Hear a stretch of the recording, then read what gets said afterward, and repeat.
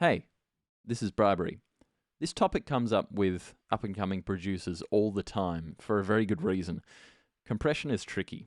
There are lots of things that are tricky about it, but the most tricky thing, really, I think, is that the results are not always predictable. It has weirdly named controls, some of the layouts are a bit strange, it has kind of foreign use of different things that we don't see in some of the other uses of tools within the DAW or with mixing in general. And it means that our workflow around that is often shrouded in mystery. I reckon it's the one tool where up-and-coming producers who are learning their craft often ask me about, and they admit to me, they're just like, I literally don't really know what's happening. Like, I kind of get it, but I kind of don't. I'm specifically going to target this video on the use of compression on kick drums in electronic styles of music, meaning not acoustic styles of music. If you're working with band-based material, this information will still be relevant, but this one comes up all the time with electronic producers. Compressing a kick. Should I do it or should I not? Now, there are not just black and white answers there. It's not a yes, you should or no, you shouldn't, because it depends on your genre and your style and your context and your own creative input and all those kind of things. But what I'm going to use this video for is to demonstrate the actual manifestation of what happens when we compress it. What are the results under different criteria, under different settings of the compressor? What will actually happen to the sound? So here is a kick drum. This is an 808 pulled from the stock 808 kit, and Ableton. I've chosen this sound in particular because it's an immensely popular and well-known sound, and I've just made a quick 4-on-the-4 pattern with a gap at the end. You'll see why soon. And it's just at the standard bog, standard default 120 BPM. That's what it sounds like in a loop around.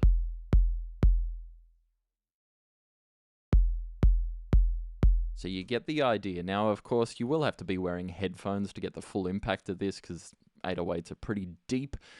But I want to show you what actually is happening when we compress it, because I see people do this all the time. They're like, we put a compressor on the kick and something's happening with it. So let's have a look at exactly what is happening. First of all, when you zoom in, you will see that the 808 is a pretty interesting sine-like wave, pretty pure in its tone, and at the very start of it, we have this very hard impact or transient sound.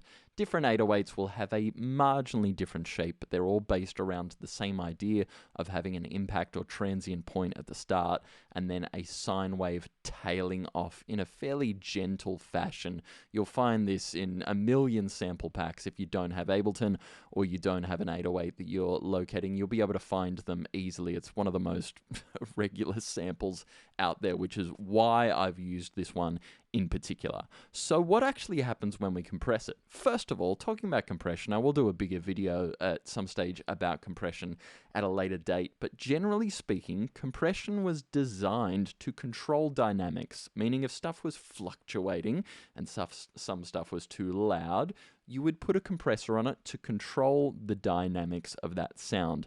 It was very important in broadcast so that things didn't distort when they were getting broadcasted. So compression has a long, illustrious history that you can read about. This pattern that I've got here right now does not fluctuate in volume. It's not like one of the kicks is significantly louder than the others. So that main use of a compressor is kind of redundant because the dynamics are under control. But that's when we move into the side impact of what a compressor does, which is it helps us shape sounds.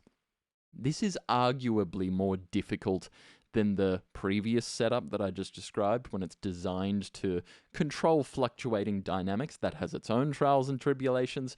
But once it starts getting into the transient shaping territory, it gets a bit tricky because all of those tools that I mentioned before, the components of the compressor that are a bit confusing to wrap our head around, it makes it even harder when it is altering the tone, not just the dynamics. This is actually happening in those acoustic scenarios that I mentioned before. When something is fluctuating and the compressor is there to control it, it will also shape the tone as well. But where we see compressors used on kick drums in electronic music, usually they are purposely pushed to get a tonal change. So we're using these side effects as an advantage. I'm going to show you what that looks like. Let's get the standard compressor in Ableton here, and I'll just pop over the info view so we can see this a little bit better.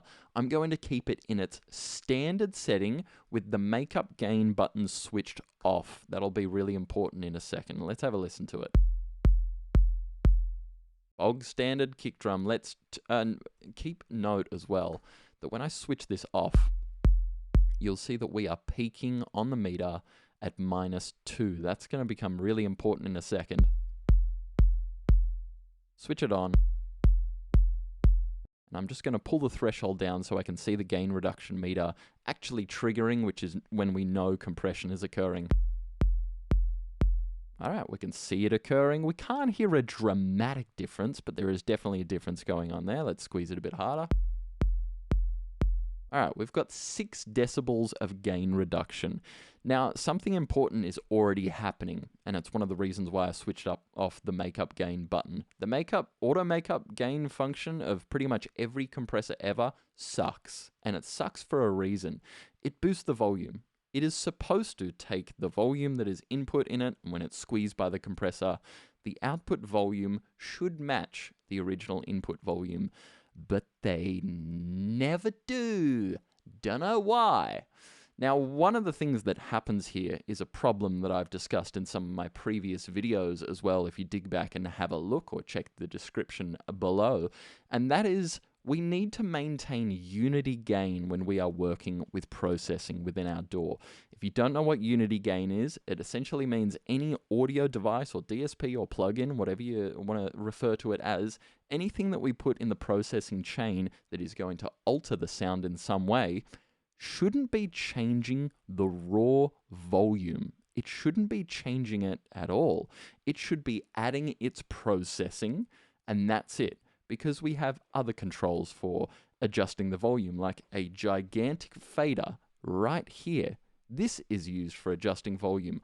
I don't want my compressor to turn stuff up or down. I want my compressor to compress. And there's a problem that happens here. If I keep squeezing this compressor down, we are losing volume. It's very quiet. In fact, we've lost 4.5 decibels, as you'll see here on the number. And our brain is going to tell us something. Our brain is going to say, hey man, sounds bad. And it sounds bad because of the way our brain operates, which is, generally speaking, loud sounds good. It's why when you're driving in the car and a tune that comes on that you really dig, you reach for the volume dial and you turn it up and you're like, that's better. Because our brain tells us that louder is better. It also tells us that quieter is worse. This is one of the reasons why we need to achieve unity gain when we are using things like compressors. We need to make sure that we are not getting biased by this effect. We just want to evaluate if the effect is better, not if it's louder and not if it's quieter. We need to match it. So we switch off this makeup gain control because it does not function. I'll show you this as well. Let's switch it on and let's pull it down. And you'll see that it's louder already. It's not supposed to do that. It's supposed to still say -2 up here. And I could play with all of these controls and it should still say -2, but it don't. In fact, we are excessively peaking, which is why this button forever, switch it off, never have it switched on, because it is a piece of, it's not good. Let's go back to the default setting here. And now we've got the makeup gain switched off. I'm going to pull that threshold down again. I think it was about -16-ish. There we go. That's fine. We can hear it, but I can see that the levels are not matched. This is my input level. This is my output level. You'll see that I've lost volume. You'll see that reflected here in my meter, which was at -2. It's now at -5.5. Easy fix. I'm going to take the output control, which is controlled by this makeup button when it's on, and I'm going to bump it up by 2.5 decibels. And my math was horrible. I'm going to bump it up by 3.5 decibels. Musician, not a mathematician. Now we have achieved the same. That 0.01 is scientifically not able to be heard by human ears, so I'm okay with that. Now if I switch this off, we are going to have no volume difference, and this is what we need to do whenever we are compressing, whenever we are adding any audio effects processes.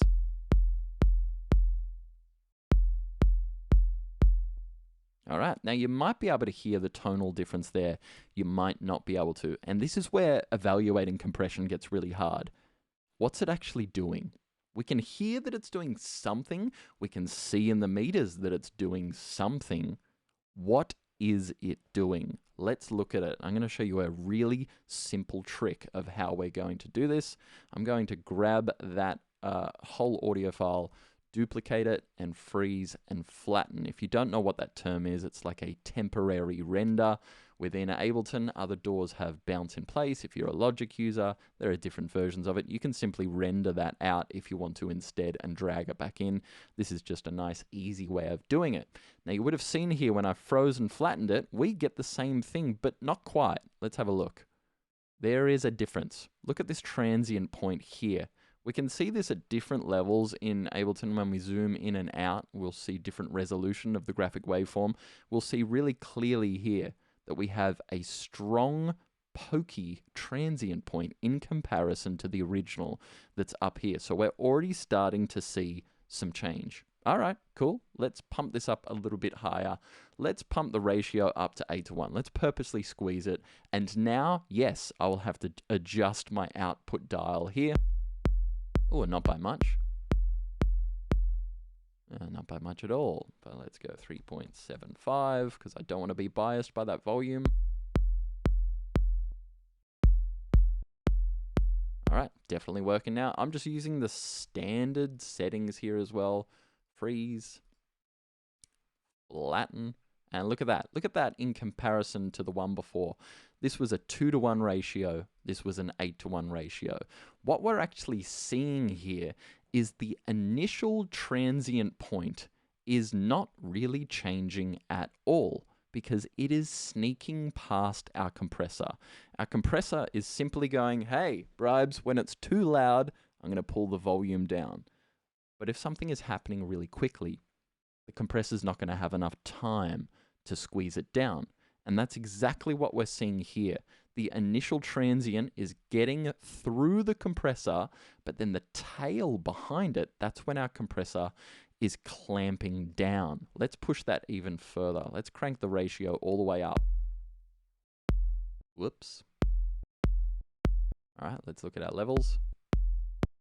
2.05, good enough. Minus 2.05. All right, let's duplicate it, freeze and flatten it. Let's look at it again.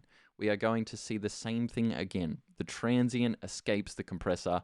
The tail is squeezed down. You can see that that is squeezed further than that one. That is squeezed further than that one.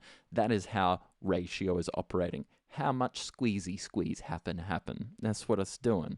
Good English there, Bribes.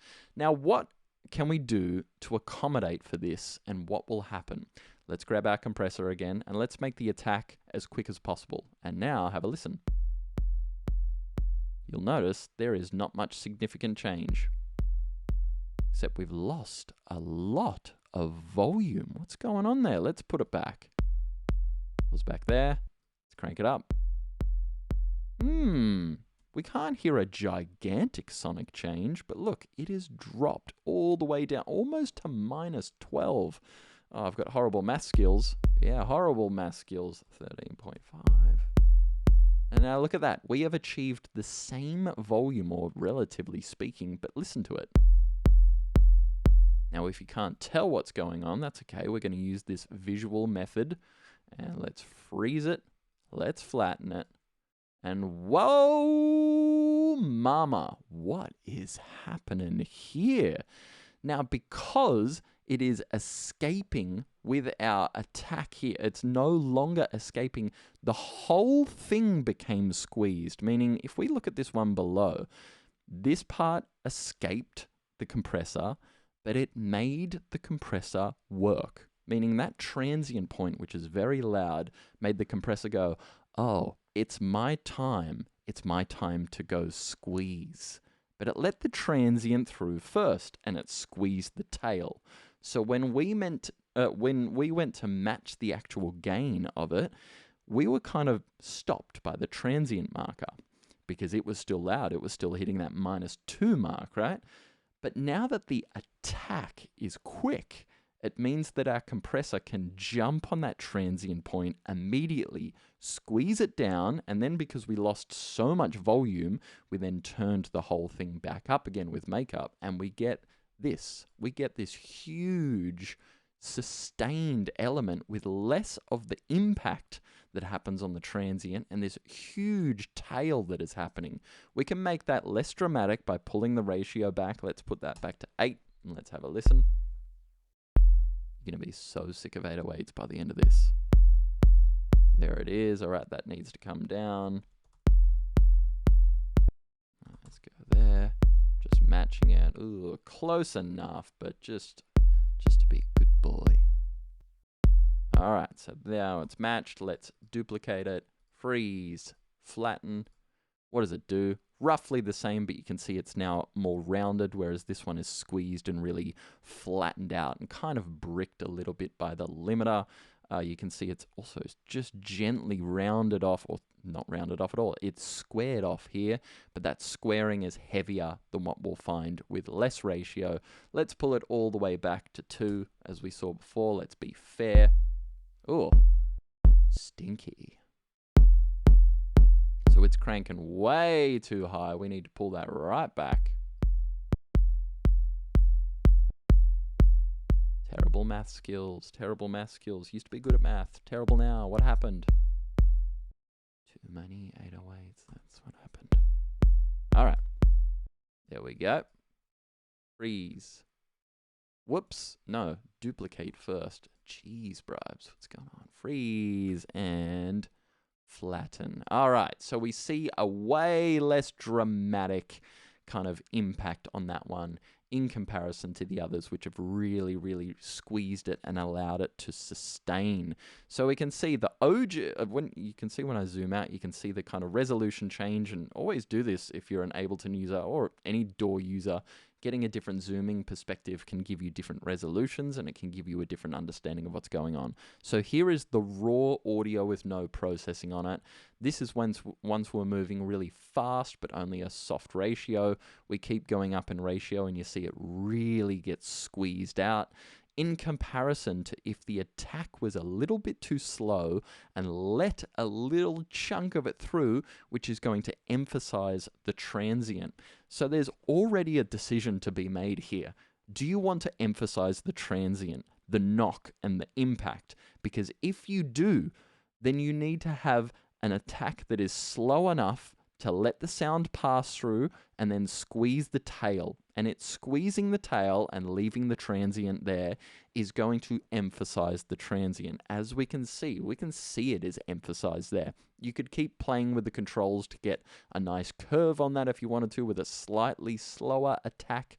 But if your goal is not to have an impactful transient and you want to have a big, rich, sustaining tail, then you need to make your attack quicker. Now, critically here, some compressors do not like acting very fast because there are lots of different ways that compressors have been designed, and they are based primarily on hardware designs, different topology of different compressor circuits, and some react really well to fast transients, some suck, and some can't even go fast.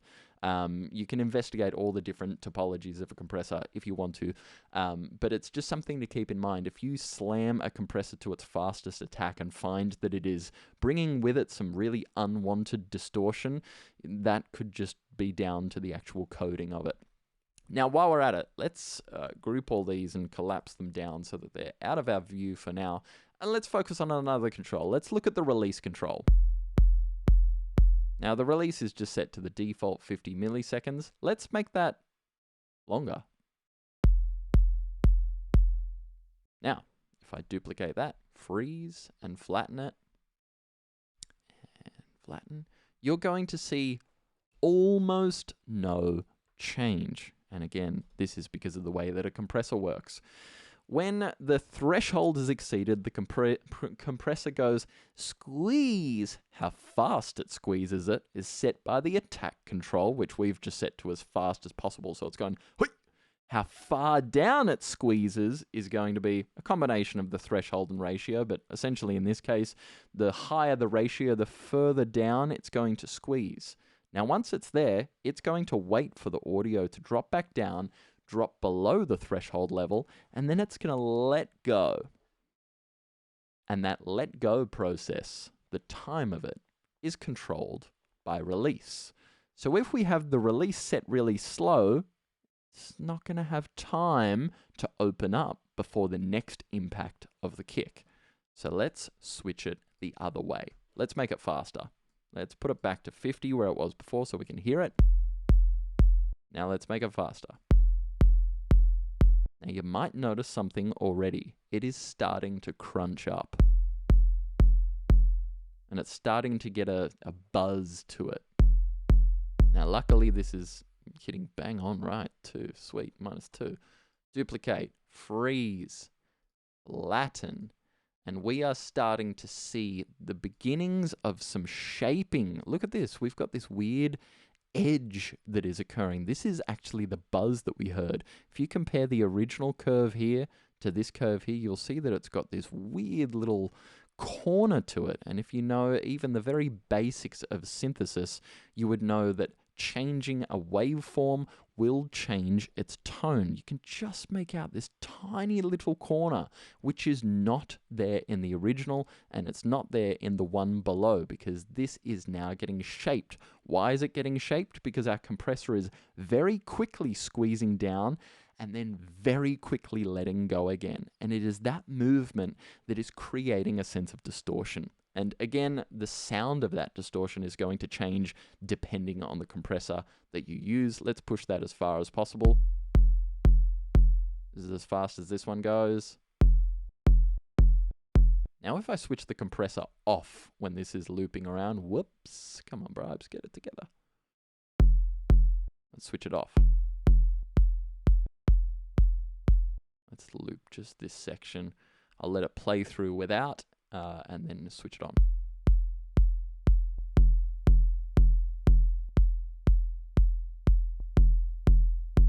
Now we are definitely, you should definitely hear, even if you're not wearing studio headphones, you should definitely hear the tonal change that is actually happening there is quite dramatic.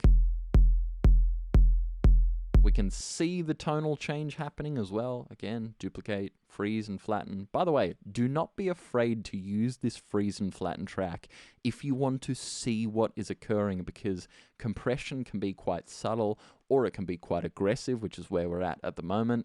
But in all cases, having it in a visual format can help us understand what is going on. Again, let's use that trick I showed before of zooming in and out, as long as it works. Yep. We'll see that, again, this curve that existed in the original 808 has now been really belted out. Look at that. Look at that. It's got this completely different kind of contour to it.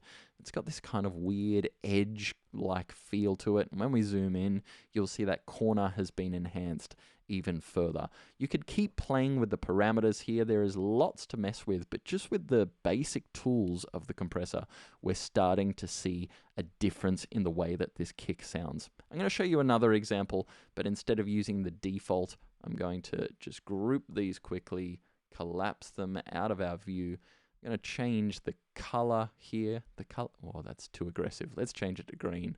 That orange is spicy on the eyes. All right, we're now green, and I'm going to bang in a free plugin from Analog Obsession, which is the Fetish. This is an 1176 style compressor. If you haven't heard of them, it's a really, really, really exceptionally well-known compressor, particularly in the analog world, but it has, of course, made its way over to the DAW world as well, which is great. Now, if I just slam this on by itself, Already we're seeing some impact. This is a slightly weird compressor because it doesn't have a threshold control to adjust. We actually push audio further into it using this input control, and just like before, we need to achieve unity gain if we're going to get any sense of an unbiased perspective of whether this is sounding good or not. Because if we just make it louder, our brain will say, it's better, but it might not necessarily be the case. So we're going to use the same technique to make sure it's matched. Let's push it up. We can already see there's gain reduction happening. Let's push it up further. Look at that. It's getting squeezed. And you'll hear it's getting choked out, and we've lost quite a bit of volume there. Let's bump it up, compensate for it. You'll notice something very interesting. It's getting really clicky. Again, let's use that same technique. Duplicate, freeze, flatten, and look at that. Have a look at that in comparison to what we had before when we used that same technique. Look at this before in the bog standard Ableton compressor. In comparison to this one, this has really got that click impact transient going on here and really crushed the tail at the end. This is what an 1176 is well known for. It's a big crushing device, so I'm not surprised at that result at all. Let's bring it up again. Oops, disappeared in my other window. Sick, yep, here we go. Let's collapse this out of our view, go away.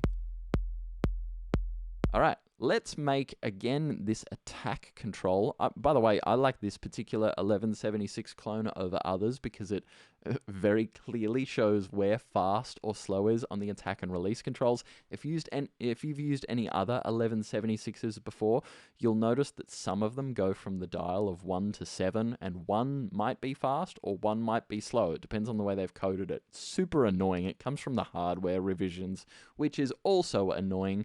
I like this one just showing us. Let's make it all the way fast, just like we did before. Now we are immediately going to notice that this will be louder. Maybe not. That should have been louder. I was too excited. Just doesn't quite go fast enough. You'll see this is 20, is that 20 microseconds, I think, which is not quite as fast as the Ableton one, which is 10 microseconds, I think. I could be wrong. Could be wrong there. But we are going to see this really kind of clicky feel to it. Let's pump up the release. Let's make that fast.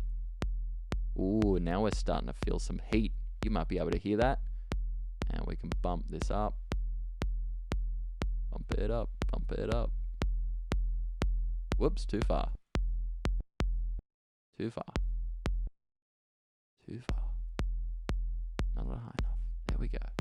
Now, see, that process of creating unity gain is not really that hard, and it is going to help us evaluate if it sounds better or not. Simple as that. Switch it off. So you'll notice something interesting. We are getting a bow, bow, bow. We're getting a tone, and we are not getting that on the raw audio. We can, oh, look at that. Look at this transient has been smushed down and what's called DC offset there as well. But look at the tail there. This tail has really kind of achieved something interesting. It's been crushed into this fairly symmetrical looking vibe. And if we have a look at it, we can see that it's still the right shape. And have a look at the transient here. It's got this really interesting curve to it, which is accented here, which is one of those components, one of the reasons why it's got that kind of toot to it, that crunch, that honk. Let's honk it up further because that's what it's all about. This window keeps disappearing, so annoying. Let's crank up the ratio using the slam control. Boom. And let's drive it even harder. Let's drive it less. Now, as I'm doing this, have a look at how quick the meter is moving. Let's slow it down a bit. This is going to make it louder. I want to get a sweet spot. Bump up the volume, achieve unity. Now, right here, we've got the same volume, but check this out when I switch it off. All right, so we are crunching this a bit harder. Duplicate, freeze, flatten. Ooh, now we're getting spicy. So we've managed to open up the tone on the back end just by playing with, first of all, crunching it a little bit harder, but then just slightly tweaking that release control, which is just, see this contour here? This is really where the release is, letting go of that sound, and it's lost the volume there. So already, we've got this change in tone. Now, check this out. Let's open the attack back up. Get a sweet spot here. Now if I duplicate that, freeze, flatten, sure enough, we get the same kind of vibe, but more click, because I've slowed down the attack and I've let that click come through in a more powerful way. So again, if we compared some of these, let's listen to this one. Whoops, let's go back there. This one. Let's go into here and have a listen to some of our slammed ones. You'll hear that they all have a different tone.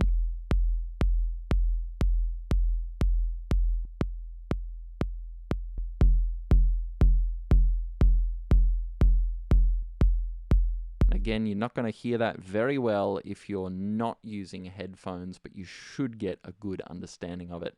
Let's chop that one down. I'm going to give you an example of one more compressor here. Let's get rid of fetish. Let's change this color to a nice garish yellow. No, let's go a nice purple. A fuchsia, if you will. Ooh, this is aggressive and spicy on the eyes. Why not?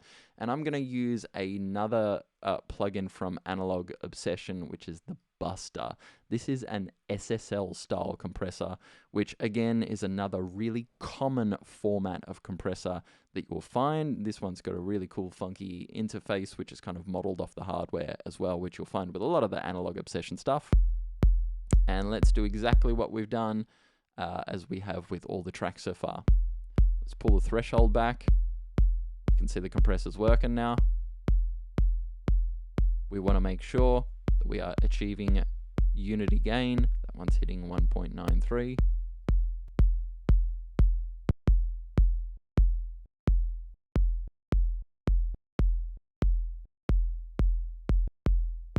All right, it needs a 3 dB boost. There you go, quick math. Oh, spicy.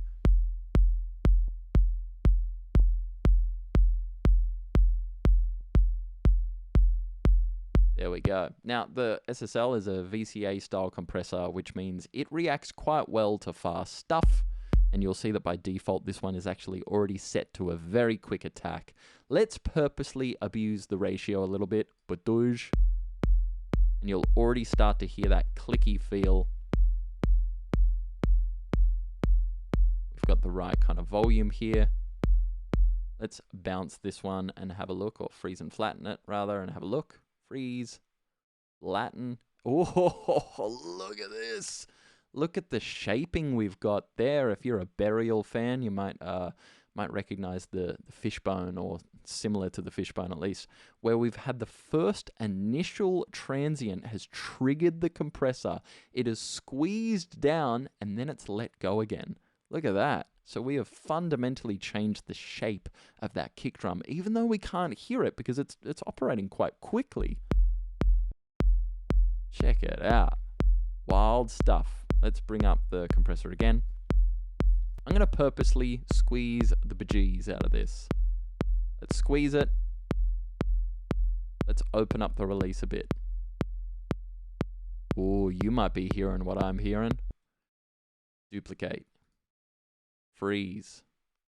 Flatten. Look at this. Look at this squishy little mister. Look at that. It's got this really powerful transient at the front because it's triggering the compressor. It's squeezing and then letting go, but because the release is a lot slower than what it was here, it's letting it go too late. So it's not allowing this to bloom back up. It's getting just absolutely demolished. Let's bring that back up. Let's ease off the ratio a bit. Now I'm hearing like a whoa, whoa, like you can really hear that pulse. Make sure we're still achieving unity or close enough to it. Yes. And bounce, freeze, flatten. And sure enough, we're starting to see this level out now as well, because I've gone less heavy on the ratio. So it's still having that impact of the transient hits and the compressor dips down and lets go, but it doesn't dip as far as what we found when this ratio was set 10:1. So it's not as extreme there. I could keep playing with the controls here. Let's make this one purposely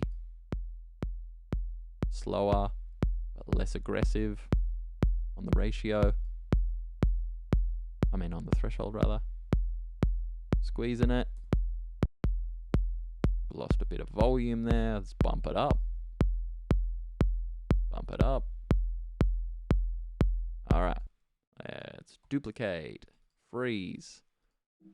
Ugh, too excited. Flatten. There we go. And we're starting to see more of the standard shape. All different compressors, and this should go without saying by now, having just seen 3 different compressors. All different compressors will have a different sound, and not just the topology of it being a SSL style or a FET style, which is what the 1176 is, even ones within that same topology. So different SSL styles will sound different. Different 1176s will sound different. It's really worth exploring all of them and just pushing them. See what they do, see which ones you like. Already, just from this quick demonstration, I think so far it's a split tie for me between one of these 1176 ones, one of the stock default Ableton compressors like this one. Thick, even thicker. But then back here where we had the default compressor, like that's a chonker. That's thick. You'll also notice something that happens as well, is it's not just the overall shape that changes. Some of these compressors will have more or less of a frequency change as well. They start to impact the way, particularly the low end is happening. You'll hear this really obviously when we compare the 1176 stuff, which, I just compared the wrong ones before. Well done, Bribes.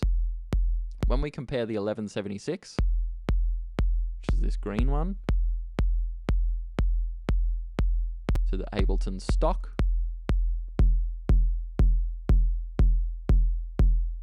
you'll notice there's a tonal difference. Especially in this one. This one is losing high frequencies. We can see this very obviously as well. Let's put on Span, great free plugin on the master. And let's bring it up so we can see it. So this is using the 1176. Let's have a look at the Ableton compressor instead. You'll see that there's a big change here in the low mid-range. Let's have a look at the SSL in comparison. You'll see that levels back out.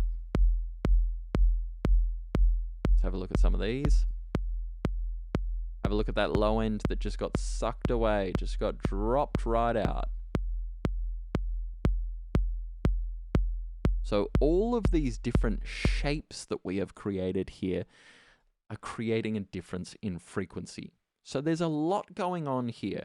We are changing the way the transient and the tail feels. We are changing, if we're pushing it hard enough, if it has a bit of tonal grunt and distortion and clipping characteristics to it. And we're changing some of the frequency components.